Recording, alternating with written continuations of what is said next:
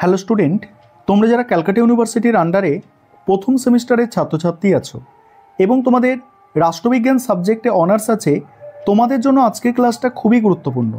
আজকের ক্লাসে তোমাদের ডিএসসিসি ওয়ান পেপার থেকে দুটি বড় প্রশ্নের উত্তর নিয়ে আলোচনা করব।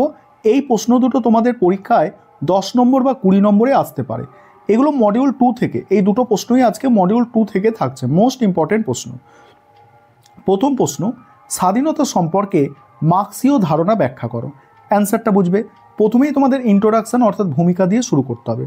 কার্ল মার্ক্স ছিলেন 19বিংশ শতকে জার্মান দার্শনিক, অর্থনীতিবিদ ও সমাজতাত্ত্বিক, যিনি মানব মুক্তির প্রশ্নটিকে অর্থনৈতিক ও সামাজিক বাস্তবতার সঙ্গে গভীরভাবে যুক্ত করেছিলেন। মার্ক্সের মতে স্বাধীনতা কেবল রাজনৈতিক অধিকার বা ব্যক্তিগত ইচ্ছার প্রশ্ন নয়, এটি এক সামাজিক অবস্থা যেখানে মানুষ অর্থনৈতিক শোষণ, শ্রেণী বৈষম্য এবং বিচ্ছিন্নতা থেকে মুক্ত হয়ে নিজের সৃজনশীল ক্ষমতার পূর্ণ বিকাশ ঘটাতে পারে। তারপরে দেখো স্বাধীনতা সম্পর্কে মার্ক্সের ধারণা কি বলা হচ্ছে। মার্ক্স স্বাধীনতার ধারণাকে ঐতিহাসিক ও সামাজিক প্রেক্ষাপটে ব্যাখ্যা করেছেন। তার মতে স্বাধীনতা কোনো বিমূর্ত বা নৈতিক ধারণা নয়, বরং নির্দিষ্ট ঐতিহাসিক অবস্থা ও উৎপাদন সম্পর্কের ফল। তিনি বিশ্বাস করতেন যে ইতিহাসের অগ্রগতি মূলত শ্রেণী সংগ্রামের ফল, যেখানে উৎপাদনের উপকরণের নিয়ন্ত্রণ, মানুষের অবস্থান তিনি বিশ্বাস করতেন যে ইতিহাসের অগ্রগতি মানে ইতিহাস যে এগিয়ে চলছে সেটা মূলত শ্রেণী সংগ্রামের ফল, অর্থাৎ একটা শ্রেণীর সঙ্গে আরেকটা শ্রেণীর যে সংগ্রাম হচ্ছে তার ফলেই ইতিহাস এগিয়ে চলছে। মার্ক্স কয়েকটা সমাজ ব্যবস্থার কথা বলেছেন, সেখানে কি বলেছেন, যেমন আদিম সাম্যবাদী সমাজ, সেখানে কোনো শোষণ অত্যাচার ছিল না। তারপর হলো দাস সমাজ, তারপরে সামন্ততান্ত্রিক সমাজ, তারপর পুঁজিবাদী সমাজ। এই প্রত্যেকটা সমাজে শ্রেণী শোষণ ছিল। দাস সমাজে কি হতো, দাস মালিক এবং দাসেরা এদের দুজনের মধ্যে হতো, এবং সামন্ততান্ত্রিক সমাজে সামন্ত প্রভু এবং ভূমিদাস, ঠিক আছে, বা মানে যারা জমির সঙ্গে যুক্ত ছিল, ঠিক আছে, ভূমির সঙ্গে যুক্ত ছিল, এরকম এইভাবে যেখানে উৎপাদনের উপকরণের নিয়ন্ত্রণই মানুষের অবস্থান নির্ধারণ করে। পুঁজিবাদী সমাজে উৎপাদনের উপকরণের মালিকানা কিছু মানুষের হাতে কেন্দ্রীভূত হওয়ায় সমাজ বিভক্ত হয় শাসক এবং শোষিত। শাসকদের বুর্জোয়া বলা হচ্ছে, আর যারা শোষিত তাদের প্রোলেতারিয়াত শ্রেণী বলা হচ্ছে। তারপরে দেখো মার্ক্স মনে করতেন এই শোষণমূলক অর্থনৈতিক কাঠামোর মধ্যেই মানুষের স্বাধীনতা সীমাবদ্ধ থাকে।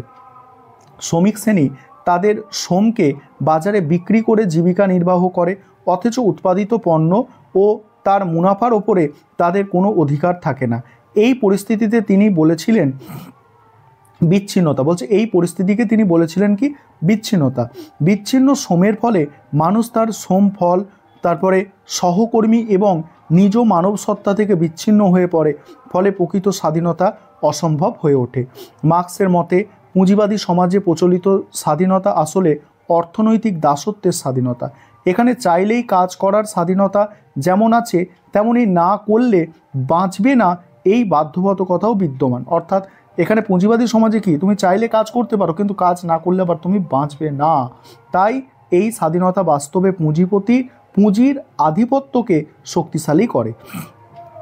তিনি বিশ্বাস করতেন যে প্রকৃত স্বাধীনতা কেবল শ্রেণীবিহীন সমাজেই প্রতিষ্ঠা পেতে পারে।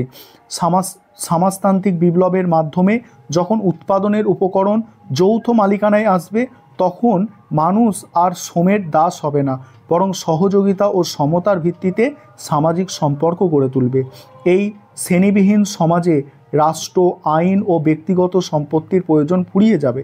রাষ্ট্রের বিলোপের মাধ্যমে মানুষ স্বশাসিত হবে, যা মার্ক্সের মতে স্বাধীনতার চূড়ান্ত রূপ। মার্ক্সীয় স্বাধীনতাকে একটি সক্রিয় সামাজিক প্রক্রিয়া হিসাবে দেখেছেন। বলছে মার্ক্স স্বাধীনতাকে একটি সক্রিয় সামাজিক প্রক্রিয়া হিসাবে দেখেছেন। তিনি বলেছেন যে freedom consist in transforming the world and our self consequently. অর্থাৎ স্বাধীনতা মানে হচ্ছে মানুষ নিজের সামাজিক পরিবেশকে সচেতনভাবে পরিবর্তন করার ক্ষমতা অর্জন করা।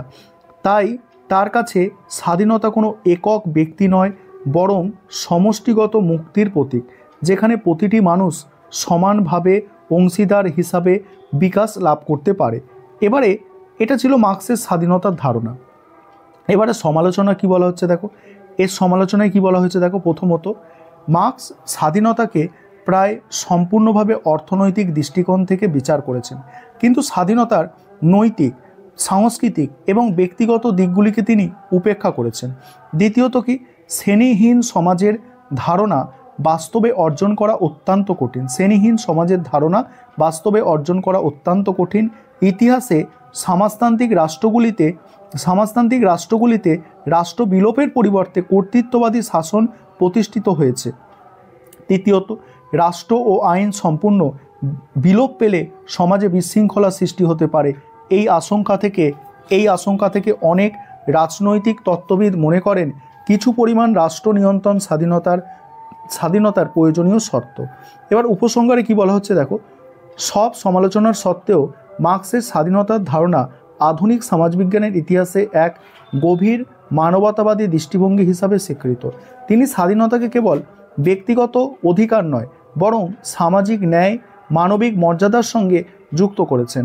তার মতে প্রকৃত স্বাধীনতা তখনই সম্ভব যখন প্রতিটি মানুষ সমাজের সমান অংশীদার হয়ে নিজের সত্তাকে বিকশিত করতে পারে, অর্থাৎ একজনের স্বাধীনতা সবার স্বাধীনতার শর্ত। এই ছিল তোমাদের একটি প্রশ্ন। এবার দ্বিতীয় প্রশ্নের উত্তরটা দেখে নাও। এবারে তোমরা দ্বিতীয় প্রশ্ন এবং তার উত্তরটা বুঝে নাও। স্বাধীনতা বলতে কি বোঝো? স্বাধীনতার বিভিন্ন প্রকারগুলি বর্ণনা করো, অর্থাৎ স্বাধীনতার প্রকারভেদ আলোচনা করো। প্রথমেই তোমাদের ভূমিকা দিয়ে শুরু করতে হবে। সেখানে কি লিখবে দেখো। স্বাধীনতা রাজনৈতিক চিন্তার অন্যতম মৌলিক ও চিরন্তন ধারণা। মানব সভ্যতার ইতিহাসে স্বাধীনতা এমন এক মূল্যবোধ যার জন্য মানুষ বারবার সংগ্রাম করেছে। স্বাধীনতা বলতে সাধারণভাবে বোঝায় মানুষের নিজের ইচ্ছা, চিন্তা ও কর্ম প্রকাশের সুযোগ ও বাধাহীন পরিবেশ। তবে এই স্বাধীনতা কখনো সীমাহীন নয়। এটি সামাজিক দায়বদ্ধতা ও নৈতিক নিয়মের মধ্যে থেকে কার্যকর হয়। যেমন ব্রিটিশ দার্শনিক জন স্টুয়ার্ট মিল বলেছিলেন, স্বাধীনতা মানে এমন অধিকার যা অন্যের ক্ষতি না করে নিজের ইচ্ছা অনুযায়ী বাঁচার সুযোগ দেয়। এবারে দেখো স্বাধীনতার অর্থ। স্বাধীনতা শব্দটি লাতিন লিবার থেকে উদ্ভূত, যার অর্থ মুক্ত। রাজনৈতিক অর্থে স্বাধীনতা হলো ব্যক্তি ও সমাজের এমন অবস্থা যেখানে তার চিন্তা, বাক স্বাধীনতা, চলাফেরা ও জীবনযাপনের ক্ষেত্রে অন্যের অন্যায় হস্তক্ষেপ নেই। স্বাধীনতা মানুষের জন্মগত অধিকার, যা তার ব্যক্তিত্বের বিকাশের মূল শর্ত। তারপর কি বলা হচ্ছে দেখো। রাজনৈতিক চিন্তাবিদদের মধ্যে স্বাধীনতার সংজ্ঞা নিয়ে ভিন্ন ভিন্ন মত দেখা যায়। উদাহরণস্বরূপ থমাস হবস স্বাধীনতাকে বাধাহীন গতি হিসাবে দেখেছিলেন, অর্থাৎ যেখানে বাইরের কোনো প্রতিবন্ধকতা নেই। অন্যদিকে রুসো স্বাধীনতাকে সামাজিক ও নৈতিক দৃষ্টিকোণ থেকে ব্যাখ্যা করেন। তার মতে স্বাধীনতা মানে নিজের জন্য নয়, বরং সাধারণ ইচ্ছার অধীনে থেকে ন্যায়ের পথে চলা। ব্রিটিশ রাজনৈতিক চিন্তাবিদ হ্যারল্ড জে ল্যাস্কি বলেছেন, স্বাধীনতা হলো এমন এক পরিবেশের উদ্দীপিত রক্ষণাবেক্ষণ যেখানে মানুষ তার সর্বোত্তম সত্তাকে বিকশিত করার সুযোগ পায়। অতএব স্বাধীনতা শুধু রাজনৈতিক নয়, এটি নৈতিক, সামাজিক ও মানসিক পরিসরেও প্রযোজ্য। সমাজে স্বাধীনতার উদ্দেশ্য হওয়া উচিত ব্যক্তির সামগ্রিক বিকাশ, যাতে সে অন্যের স্বাধীনতাকে সম্মান জানিয়ে নিজের ক্ষমতা বিকাশ করতে পারে। এবার স্বাধীনতার প্রকারভেদ নিয়ে আলোচনা করব। তার আগে যে বিষয়টা তোমাদের বলার আছে, তোমাদের জন্য অনলাইন কোচিং ক্লাস চলছে। তোমরা যদি কেউ পেড ব্যাচে অ্যাডমিশন নিতে ইচ্ছুক থাকো, তো স্ক্রিনে যে নম্বর দেখতে পাচ্ছ এই নম্বরে যোগাযোগ করে অ্যাডমিশন নিতে পারো। এবার দেখো স্বাধীনতার প্রকারভেদের মধ্যে আছে, প্রথম হচ্ছে ব্যক্তিগত স্বাধীনতা। এটি মানুষের দৈনন্দিন জীবনের স্বাধীনতা বোঝায়, যেমন চিন্তা, বাক প্রকাশ, ধর্মচারণ, চলাফেরা বা পেশা বেছে নেওয়ার স্বাধীনতা। সংবিধান বা আইনের মাধ্যমে ব্যক্তিগত স্বাধীনতা সুরক্ষিত থাকে। তারপর দ্বিতীয় হচ্ছে দেখো রাজনৈতিক স্বাধীনতা। এটি নাগরিকদের শাসন ব্যবস্থায় অংশগ্রহণের অধিকার নির্দেশ করে, যেমন ভোটাধিকার, নির্বাচনে প্রার্থী হওয়া, মত প্রকাশের স্বাধীনতা ইত্যাদি।